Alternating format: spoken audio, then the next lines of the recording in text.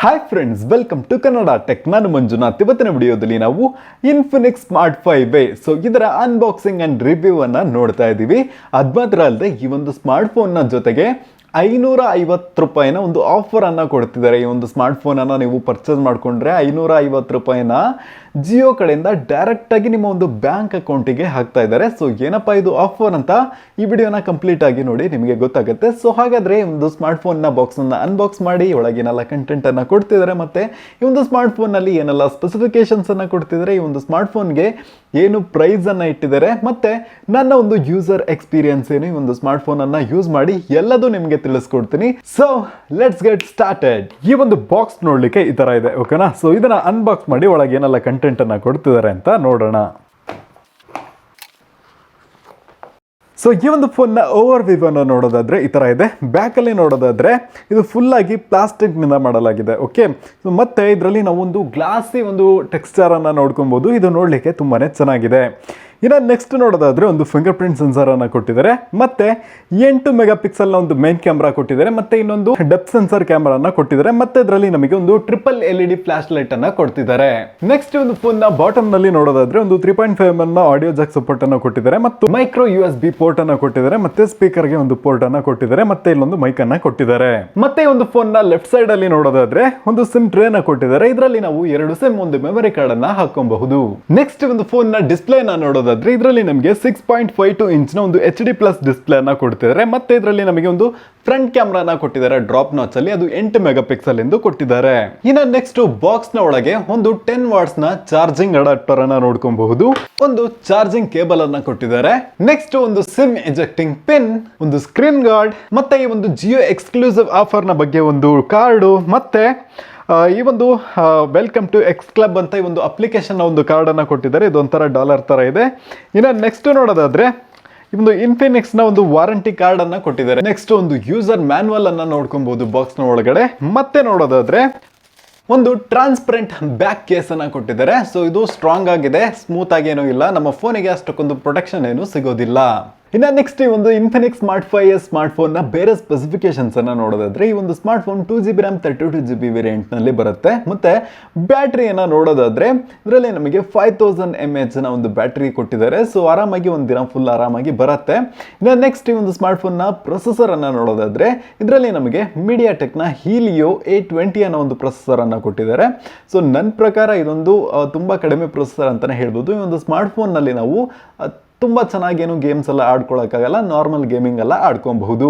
So ನನ್ನ ಪ್ರಕಾರ ಈ ಒಂದು ಸ್ಮಾರ್ಟ್ ಫೋನ್ ಏನಿದೆ ಇದು ಗೇಮಿಂಗ್ಗೋಸ್ಕರ ಅಲ್ಲ, ಬಟ್ ಸ್ಟಡಿಗೋಸ್ಕರ ಅಂದ್ರೆ ಒಂದು ಸ್ಮಾರ್ಟ್ ಫೋನ್ ಬೆಸ್ಟ್ ಅಂತಾನೆ ಹೇಳಬಹುದು. ಸೊ ನಾನು ಆಲ್ರೆಡಿ ಹೇಳ್ದಂಗೆ ಪ್ರೊಸೆಸರ್ ಸ್ವಲ್ಪ ಕಡಿಮೆ ಇರೋದ್ರಿಂದ ಈ ಒಂದು ಸ್ಮಾರ್ಟ್ ಫೋನ್ ನಲ್ಲಿ ನಮಗೆ Android 11 ನ ಒಂದು ಗೋ ಎಡಿಷನ್ ಅನ್ನ ಕೊಟ್ಟಿದ್ದಾರೆ. ಸೊ ಆಲ್ಮೋಸ್ಟ್ ನಮಗೆ ಸ್ಟೋರೇಜ್ ಕೂಡ ಆಲ್ಮೋಸ್ಟ್ 600 ರಿಂದ 900 MB ಉಳಿಯುತ್ತೆ. ಓಕೆ, ಸೊ ಅದ್ ಮಾತ್ರ ಅಲ್ಲದೆ ಈ ಒಂದು ಸ್ಮಾರ್ಟ್ ಫೋನ್ ನ ಸ್ಪೀಡ್ ಏನಿದೆ, ಪ್ರೊಸೆಸಿಂಗ್ ಸ್ಪೀಡು ಅಂದ್ರೆ ಈ ಒಂದು ಆಪ್ಸ್ ರನ್ ಆಗೋದಿರಲಿ, ಓಪನ್ ಆಗೋದಿರಲಿ, ಸೊ ಅದೆಲ್ಲ ಸ್ವಲ್ಪ ಸ್ಪೀಡ್ ಆಗೇ ಇರುತ್ತೆ. ಸೊ ನೀವೇನಾದ್ರೂ ಈ ಒಂದು ಸ್ಮಾರ್ಟ್ ಫೋನ್ ಅನ್ನ ಯೂಸ್ ಮಾಡ್ತೀರಾ ಅಂದ್ರೆ ನೀವು ಆಂಡ್ರಾಯ್ಡ್ ಗೋ ಎಡಿಷನ್ ಗೆ ಮಾಡಿರ್ತಾರಲ್ಲ ಅಪ್ಲಿಕೇಶನ್, ಸೊ ಆ ತರ ಅಪ್ಲಿಕೇಶನ್ ಅನ್ನ ಯೂಸ್ ಮಾಡೋದ್ರಿಂದ ಈ ಒಂದು ಸ್ಮಾರ್ಟ್ ಫೋನ್ ಏನಿದೆ ಇದು ತುಂಬಾನೇ ಫಾಸ್ಟ್ ಆಗಿ ವರ್ಕ್ ಆಗುತ್ತೆ. ನೆಕ್ಸ್ಟ್ ಈ ಒಂದು ಸ್ಮಾರ್ಟ್ ಫೋನ್ ಅನ್ನ ಯೂಸ್ ಮಾಡಿ ನನ್ನ ಒಂದು ಎಕ್ಸ್ಪೀರಿಯನ್ಸ್ ಹೇಗಿತ್ತು ಅಂತ ತಿಳಿಸ್ಕೊಡ್ತೀನಿ. ಓಕೆ, ಸೊ ಫಸ್ಟ್ ಡಿಸ್ಪ್ಲೇ ಇಂದ ಸ್ಟಾರ್ಟ್ ಮಾಡೋಣ. ನಮಗೆ 6.52 ಇಂಚ್ ಒಂದು ದೊಡ್ಡ ಡಿಸ್ಪ್ಲೇ ಕೊಡ್ತಿದ್ದಾರೆ. HD+ ಡಿಸ್ಪ್ಲೇ ಚೆನ್ನಾಗಿದೆ ನನ್ನ ಪ್ರಕಾರ. ಸೈಡ್ ಆಂಗಲ್ ಅಲ್ಲೂ ಕೂಡ ನಾವು ಚೆನ್ನಾಗಿ ನೋಡ್ಕೊಬಹುದು. ಒಳ್ಳೆ ಒಂದು ಕಲರ್ ಅನ್ನ ಪ್ರೊಡ್ಯೂಸ್ ಮಾಡುತ್ತೆ, ಮತ್ತೆ ಒಳ್ಳೆ ಒಂದು ಬ್ರೈಟ್ನೆಸ್ ಅನ್ನ ಕೂಡ ಪ್ರೊಡ್ಯೂಸ್ ಮಾಡುತ್ತೆ. ನಾವು ಹೊರಗಡೆ ಇದ್ದಾಗಲೂ ಕೂಡ ಈ ಒಂದು ಸ್ಕ್ರೀನ್ ನ ಬ್ರೈಟ್ನೆಸ್ ಚೆನ್ನಾಗಿನೇ ಕಾಣಿಸುತ್ತೆ.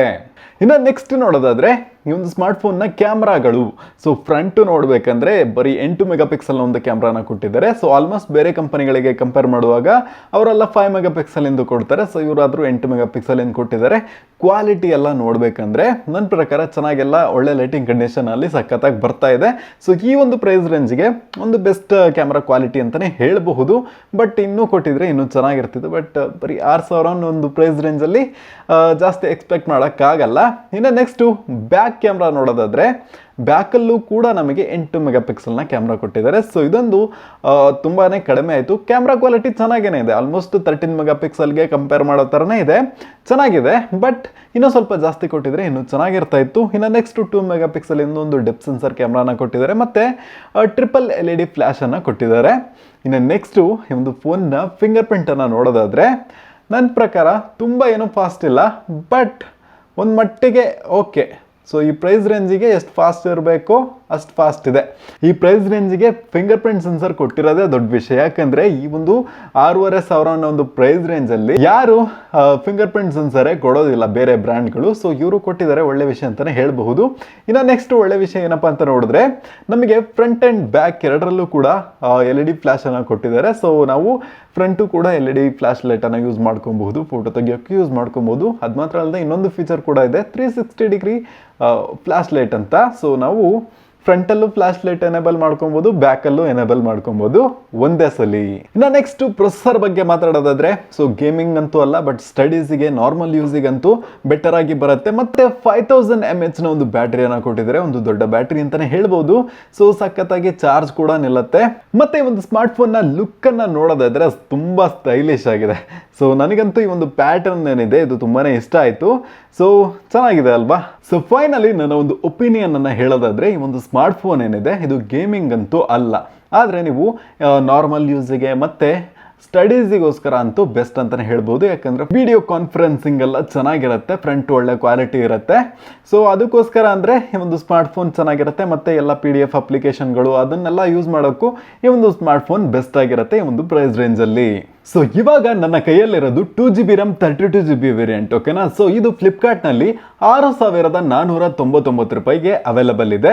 ಸೊ ನೀವು ಈ ಒಂದು ಸ್ಮಾರ್ಟ್ಫೋನನ್ನು ಪರ್ಚೇಸ್ ಮಾಡಬೇಕು ಅಂತ ಅಂದ್ಕೊಂಡಿದ್ರೆ ಆಗಸ್ಟ್ 9ನೇ ತಾರೀಕಿಗೆ 12 ಗಂಟೆಗೆ ಸೇಲಿಗೆ ಅವೈಲಬಲ್ ಇರುತ್ತೆ. ನೀವು ಅವಾಗ ಈ ಒಂದು ಸ್ಮಾರ್ಟ್ಫೋನನ್ನು ಪರ್ಚೇಸ್ ಮಾಡ್ಕೊಬಹುದು. ಇನ್ನು ನೆಕ್ಸ್ಟ್ ಈ ಒಂದು ಜಿಯೋ ಆಫರ್ನ ಬಗ್ಗೆ ನೋಡೋದಾದ್ರೆ, ನೀವೇನಾದರೂ ಜಿಯೋ ಕಸ್ಟಮರ್ ಆಗಿದ್ರೆ ಅಥವಾ ಜಿಯೋ ಸಿಮ್ ತಗೊಳ್ಳೋರಾಗಿದ್ರೆ ಈ ಒಂದು ಸ್ಮಾರ್ಟ್ಫೋನನ್ನು ತಗೊಂಡು 7 ದಿನದ ನಂತರ ನಿಮ್ಮ ಒಂದು ಮೊಬೈಲ್ನಲ್ಲಿ ಮೈ ಜಿಯೋ ಅಪ್ಲಿಕೇಶನನ್ನು ಇನ್ಸ್ಟಾಲ್ ಮಾಡಬೇಕಾಗತ್ತೆ. ಮತ್ತು ಏನು ಜಿಯೋ ಸಿಮ್ ಇದೆ ಅದನ್ನು ಈ ಒಂದು ಮೊಬೈಲ್ನ ಫಸ್ಟ್ ಸಿಮ್ ಸ್ಲಾಟಿಗೆ ಹಾಕಿಬಿಟ್ಟು ಅಲ್ಲೋಗಿ ಜಿಯೋ ಆ್ಯಪ್ನಲ್ಲಿ ಆಪ್ಷನ್ ಇರುತ್ತೆ, ಅಲ್ಲಿ ಕ್ಲಿಕ್ ಮಾಡಿಕೊಂಡು ಜಿಯೋ ಎಕ್ಸ್ಕ್ಲೂಸಿವ್ ಅಂತ ಇರುತ್ತೆ, ಆ ಒಂದು ಆಫರ್ ಮೇಲೆ ಕ್ಲಿಕ್ ಮಾಡಿ ನಿಮ್ಮ ಒಂದು UPI ID ಹಾಕಿದ್ರೆ ಸಾಕು, ಡೈರೆಕ್ಟಾಗಿ 550 ರೂಪಾಯಿ ನಿಮ್ಮ ಬ್ಯಾಂಕ್ ಅಕೌಂಟಿಗೆ ಬರುತ್ತೆ.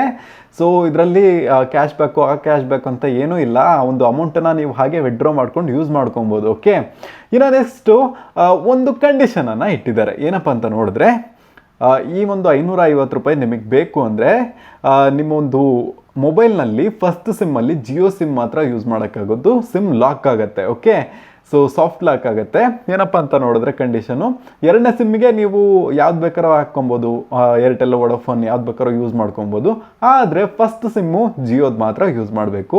ಇನ್ನೊಂದೇನಂತ ನೋಡಿದ್ರೆ, ನೀವು 2ನೇ ಸಿಮ್ಮಲ್ಲಿ ಕಾಲಿಂಗ್ ಅಂದರೆ ಏರ್ಟೆಲಲ್ಲಿ ಕಾಲಿಂಗು ಮೆಸೇಜ್ ಎಲ್ಲ ಮಾಡ್ಬೋದು, ಆದರೆ ಇಂಟರ್ನೆಟ್ ಯೂಸ್ ಮಾಡೋಕ್ಕಾಗಲ್ಲ. ನೀವು ಜಿಯೋ ಸಿಮ್ಮಲ್ಲಿ ಮಾತ್ರ ಇಂಟರ್ನೆಟ್ಟನ್ನು ಯೂಸ್ ಮಾಡೋಕ್ಕಾಗೋದು. ಈ ಒಂದು ಲಾಕ್ ಏನಿದೆ ಇದು 30 ತಿಂಗಳು ಇರುತ್ತೆ. 30 ತಿಂಗಳು ನೀವು ಜಿಯೋ ಸಿಮ್ಮಲ್ಲಿ ಬಿಟ್ಟರೆ ಬೇರೆ ಸಿಮ್ಮಲ್ಲಿ ನೆಟ್ ಯೂಸ್ ಮಾಡೋಂಗಿಲ್ಲ. 550 ರೂಪಾಯಿ ಬೇಕಂದರೆ.